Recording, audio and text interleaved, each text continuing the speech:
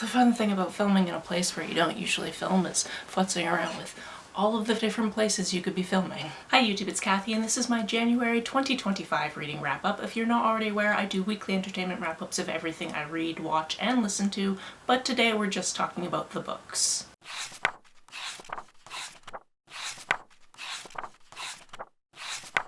I'm going to start with my nerdy hardcore stats and charts and then get into what I read. Also, I put chapter markers in all of my videos, so if you need to skip over anything or go back to anything, all of that's down in the description box below. I don't really do spoilers all too much, but if you really don't want to know anything about a book, you can skip it, or you can come back to it later. While you're down checking out the description box, make sure you're subscribed because sometimes YouTube likes to unsubscribe people just for funsies, and I think it's worth sticking around because we have fun here. As a reminder, at the end of the video I will also update what I read for the Read Queer All Year prompts as well as my bookish bingo board from hell, so be sure to stay tuned. But first, the hardcore stats and charts. In January I read 15 books for a total of 5,442 pages. That takes into account converting audiobook minutes to pages, so about 1,813 of those pages were actually about 55 hours of audio. The age breakdown for these books was 11 adult books, 3 YA books, and 1 middle grade book. I read 11 novels, 2 anthologies, 1 graphic novel, and 1 graphic novel omnibus, which in this case was basically 6 graphic novels combined. This month the biggest chunk of what I read was contemporary and romance, followed by nonfiction, historical fiction, science fiction, spec fiction, fantasy, and horror. If you adjust by page count, not too much changes. All but one of these books were from the library, but I also read 1 from the book of the month. I read 6 audiobooks, 5 hardcovers, 2 ebooks, and 2 paperbacks. The biggest chunk of my books were in the 300 to 399 page range, and the majority were published this decade. In a shocking turn of events, I read mostly male authors this month, but protagonists were more of a mixed bag. In terms of setting, more than half of these were set in the USA,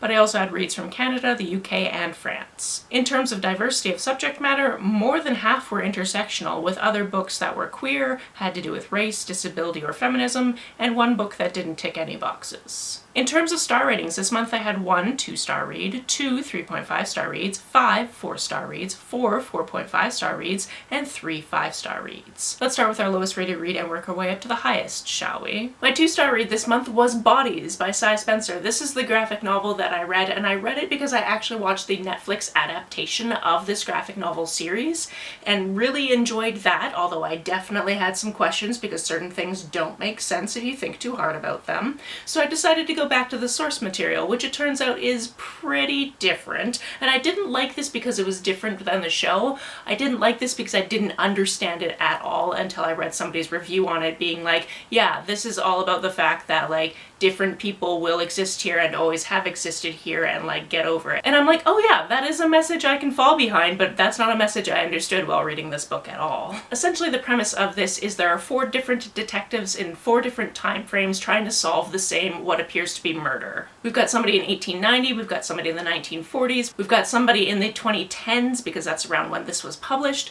and we've got somebody in the 2050s. And a lot of the actual writing in this was just so convoluted that I could not understand what was happening. And if you're going to either watch the show or read the book, I definitely recommend watching the show instead. Like I said, they are very different, so if you consumed one and then go to consume the other, the storyline is going to be very different. But again, that's not the full reason I preferred one over the other. On to my 3.5-star reads, the first one being the first book that I read this month, and that's The Post-Mortal. This is something I actually read for my 40 Before 40 TBR. And this is a book where somebody has solved aging. You can get these shots, and after that, you just don't age anymore.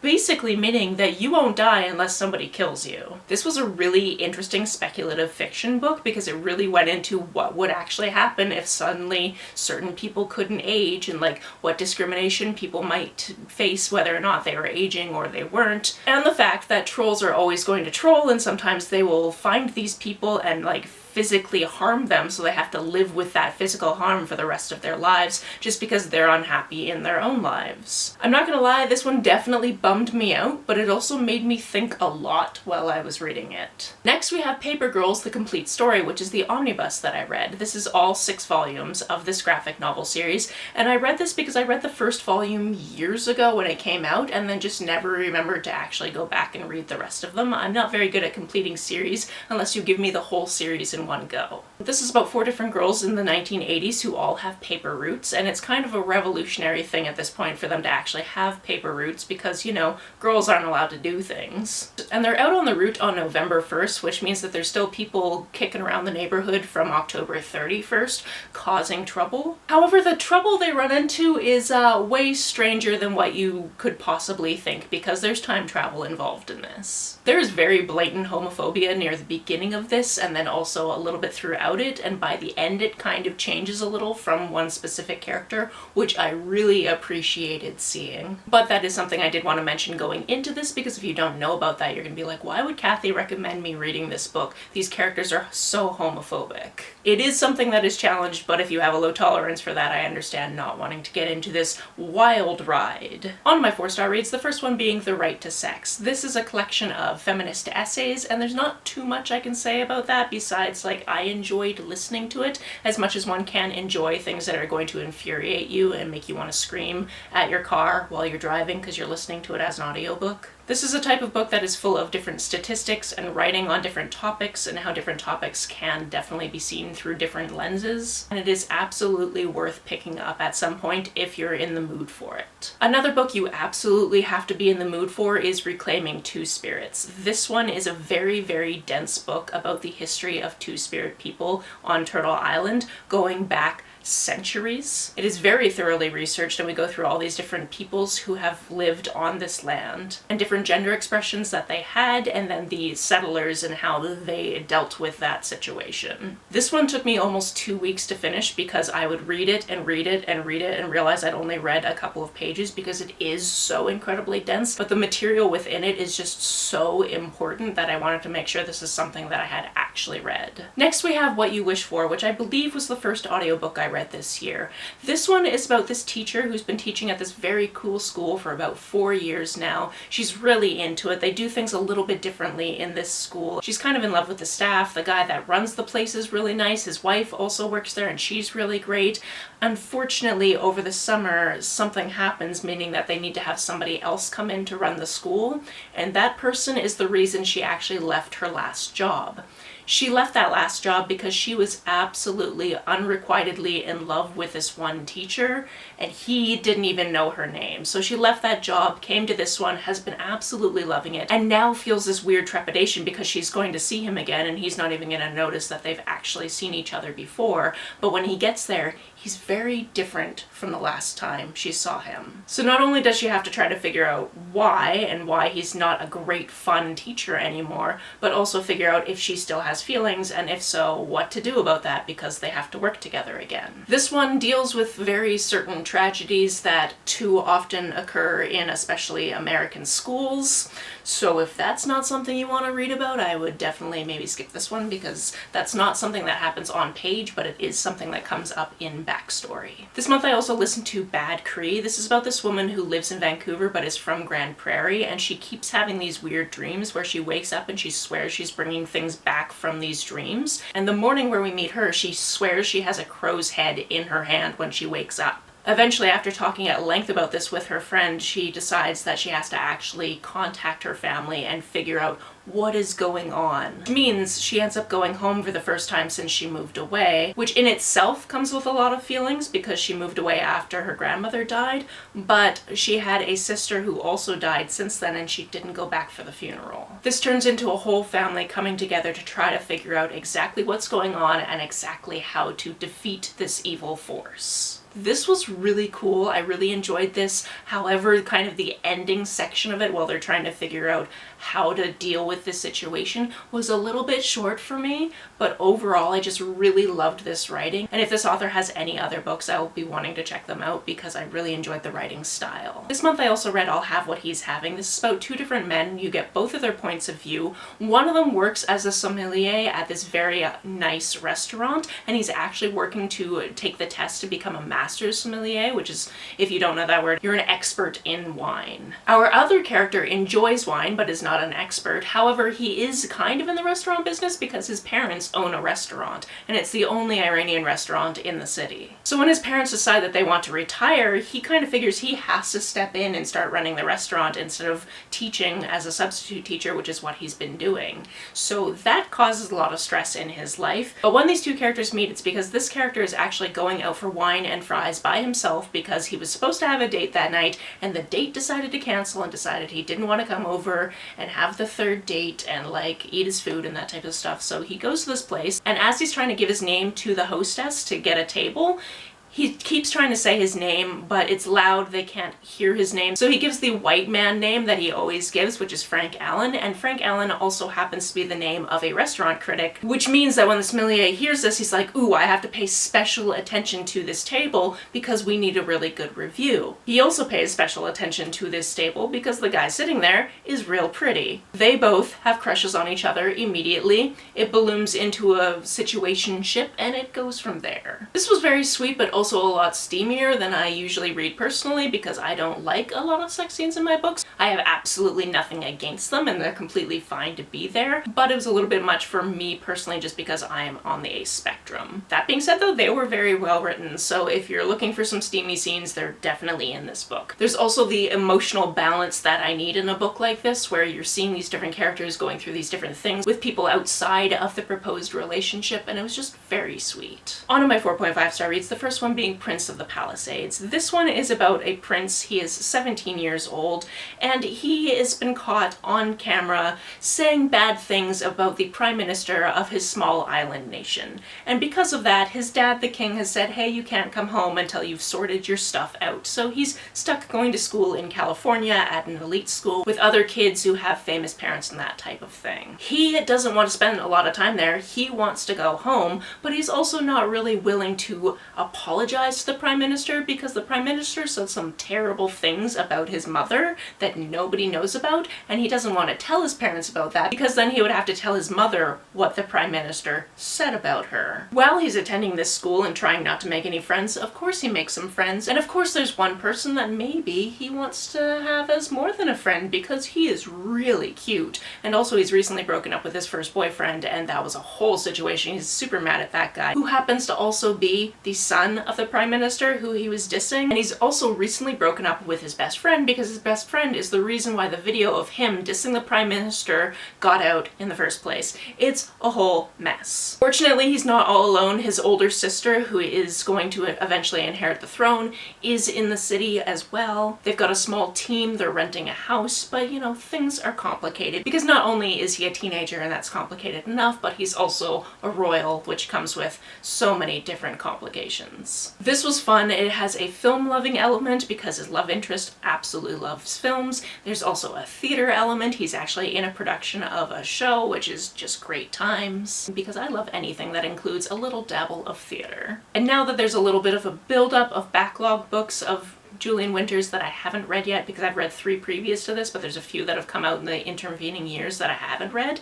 Now I need to go back and read those. Next we have Don't Be a Drag. This is about this girl who's going to visit her older brother in New York City for the summer when she's 17, and he, since he moved there, has been working as a drag queen as well as creating other people's costumes and that type of thing. She is there because she absolutely loves her older brother, and she has anxiety and she has depression, and she has previously thought about maybe ending things. And their whole family thinks that instead of being in this very small town in Texas, she, who is also queer, should maybe hang out with her older brother who she adores, and maybe that will help the situation. While she's there, she meets this drag king who is just very full of himself, and she decides, I can also do drag. It does not seem that difficult. I'm gonna take you down a peg, and oh, there's a competition at the end of the summer? I'm gonna enter that. And from there, do we get a drag king to drag king romance?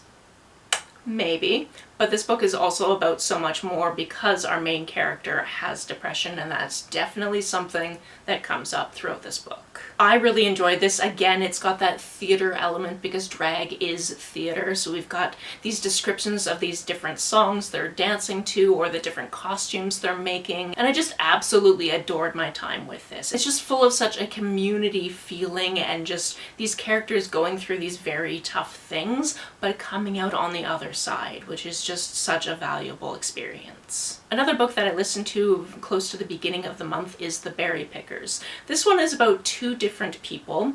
One of them is named Joe. I remember his name. I might remember her name in just a second. He is the second youngest child of this Indigenous family, and he is about 6 years old when his younger sister Ruthie goes missing.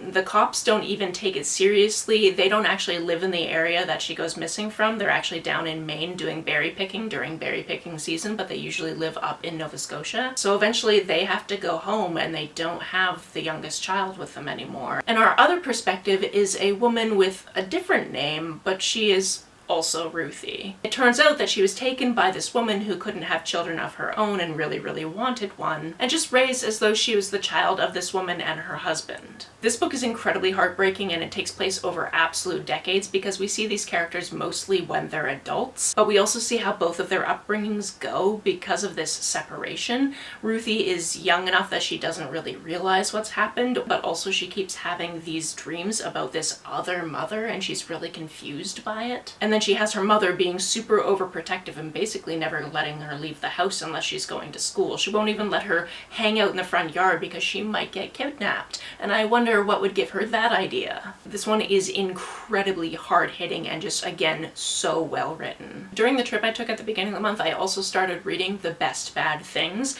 This one is a Western that takes place in Port Townsend, which is outside of Seattle. I guess it's somewhere in the Washington area. And this one is about Alma, who spends a lot of her time in this town as Jack. She's part of a certain operation that is maybe smuggling in some opium from Victoria and then, from Shanghai before that. And this is an incredibly rough and tumble book about her basically being a cowboy. By the end of this book, I was just like, wow, this is how it ends. My goodness. And then as I was logging it on Goodreads, I realized it was the first of a duology. So you better bet that I got the second book out of the library and I will be reading it soon.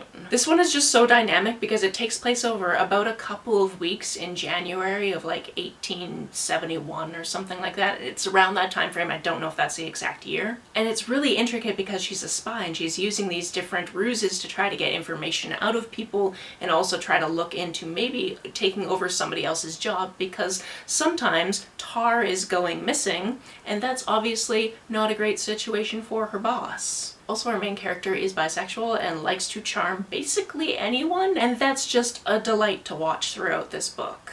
On to my 5-star reads, the first one being the middle grade book I read this month, which is Different Kinds of Fruit. This one is about a main character named Annabelle. She is going into the 6th grade, and she's basically been in school with all the same kids her entire life because they're in a small town. Like, sometimes people will move away, but they haven't gotten a new kid since like the 2nd grade. However, on the first day of school, there is a new kid, Bailey, and Bailey is the first person that she ever meets who uses they/them pronouns. She goes home and she tells her parents about her new friend and how her new friend has these really cool shoes, and also they're non-binary and what that means, and her parents kind of freeze up about this. And at first she thinks maybe they're homophobic, but this takes a completely different turn than what I was expecting. This is just such an absolutely delightful book about this friendship that could be more and people understanding each other. And also there's this one kid in the class that's that typical boy who's just like, oh, you guys want to have a queer pride? Well, why can't I have a straight pride? And garbage takes like that. 6th grade is a pretty stressful time for kids of that age because you're about to go into middle school. You've got these friends that you've had for ages, you've got a new friend, you've got maybe crushes on people, you've got other things outside of your control, and this was just absolutely delightful. I am saying delightful a lot in this, but that's because I really enjoyed what I read this month. I think the average star rating was like 4.13. If you're a fan of middle grade fiction, do yourself a favor and pick this one up because it is such a great read. I'm going to have to read more by this author. I've read one other book by this author before, also enjoyed that one. I believe that one was called Too Bright to See, and it also had some queer characters in it. We're down to my last 2 books, and it's only because I have to rank them that I've ranked them, because I absolutely adored both of these books. And the first one I'm going to talk about is I Was a Teenage Slasher. This one is such an interesting book. It's about this main character named Tolly Driver. He lives in a small town in Texas in 1989, and he has not had the best past year. He's 17 years old, and somewhere in the past year his father died quite suddenly, and that was a very big blow to him and his mom, so he's been trying to cope with that by drinking at parties. Unfortunately, he's not exactly a very popular fella, and when he makes an ass of himself at parties, people like him even less. He really only has this one best friend named Amber, and she's the one out of the two of them that actually has a truck, so she does all the driving when they go out. There's also some backstory in this town that is very important to know when we get to this very specific party that ends up being very important to his life. And that's that there's this one girl that he has been crushing on since she used to be his babysitter, even though she's only a year older. And she's just such a good girl. Like, she studies really hard, she's very nice to everybody, those types of things. And because I believe her father has connections and her whole friend group has connections, her whole friend group didn't really get in trouble when somebody died a couple of years ago, under circumstances that they put that person into. I'm trying to be very careful because I don't want you to know too much going into this. But there's so much backstory that's told in very careful and interesting and intricate ways, and I just really learned enjoying all of the reasons why this character becomes what he eventually becomes. Because as we know from the title, he becomes a teenage slasher. And this book is told in such a way where becoming a teenage slasher is not because he himself is evil and decides to do evil, it's because certain events happen, and because of the tropes from slasher movies, his body is basically taken over and he becomes a teenage slasher. And as he's writing this, because he's writing this years later, he's not trying to say that he thinks he's actually a good person and anyone should feel bad for him. However, he does lay out everything that happened leading up to this circumstance and why it all happened, and it's just told in such incredible detail with so many nods to slasher movies and that genre in general that actually plays into what's going on in this book, and I absolutely adored it. I absolutely adored this book. My favorite book I read this month is The Pairing by Casey McQuiston. This one is about two exes who actually break up on an airplane on their way to doing a European food and wine tour. What's really complicated about that is how they were best friends growing up and they got together in their early 20s, and then they broke up on this plane trip and haven't talked to each other since and didn't end up actually going on the tour. And now it's 4 years later and one of them is finally going on the tour by themselves because they couldn't get their money back for the tour, but they got this voucher that expired after 48 months, and this is basically month 47, so they have to use it now or never go on the tour. So they're going on the tour, and when they get on the bus, oh look, it's their ex. This one is told in such a fun way because each chapter is a different stop on the tour, and if you're into food or you're into wine or if you're into any type of traveling, this is definitely a book that you will be interested in because we're talking about so many different flavors and so many different scents and just experiencing these different locations as fully as one can. But in this situation where you're in a full tour bus and the only place where you can sit is right next to your ex who you have not seen in 4 years. We also get both of their perspectives. Eventually you do find out why they broke up, but we get the perspective of one of them for about the first half and then the other one for the second half. And it's just such a wild ride because not only is this a buy for buy romance, they decide partway through this trip that they're going to have a little bit of a competition to see who can sleep with as many locals as possible. Yes, not only are these people very much engaged in eating and drinking everything they possibly can, but they're also trying to experience different local goods, if you will, and that whole thing is a lot. This is the last book I'm talking about, so obviously I very much enjoyed it. I thought it was wonderful. I sped through it in a couple of days. When it comes to the prompts for Read Queer all year, I read 3 books that covered all 4 prompts. For Read Your Shelves, I read The Pairing, which is the one book I didn't read from the library this month. For Two-Spirit and nonfiction, I read Reclaiming Two-Spirit. And for Revisit the Past, I read the Paper Girls Omnibus. Now that I'm thinking about this, I didn't actually count the first volume of Paper Girls, which is obviously part of this omnibus, as a reread, and I probably should do that for the Bookish Bingo Board from Hell. So if you think it counts as a reread, even though I didn't physically read volume 1, then volume 2, then volume 3, then volume 4, I read it all in one bind-up, let me know, because I'm gonna update this board probably for next month. As for my Bookish Bingo board from hell, I didn't make a lot of progress, you can see, but I did start some progress. I read one book for my 40 before 40 TBR, which I need to keep up the pace on that, because that's going to be the hardest square to accomplish. I also read one book box book, which was The Pairing, and that book box was Book of the Month, so I've read one from Book of the Month,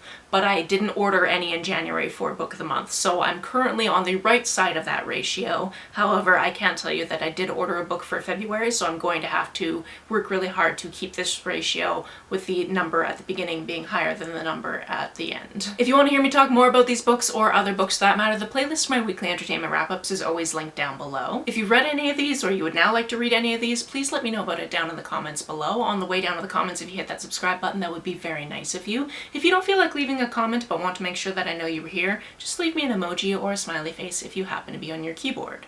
Some people have asked if there's a way to financially support this channel, so I set up a Ko-fi account, which is a digital tipping service. The link for that, as always, is down below. You can like and share this as you see fit, and I will see you very soon. Bye! Now to put this place back in order, because I've kind of moved some stuff around.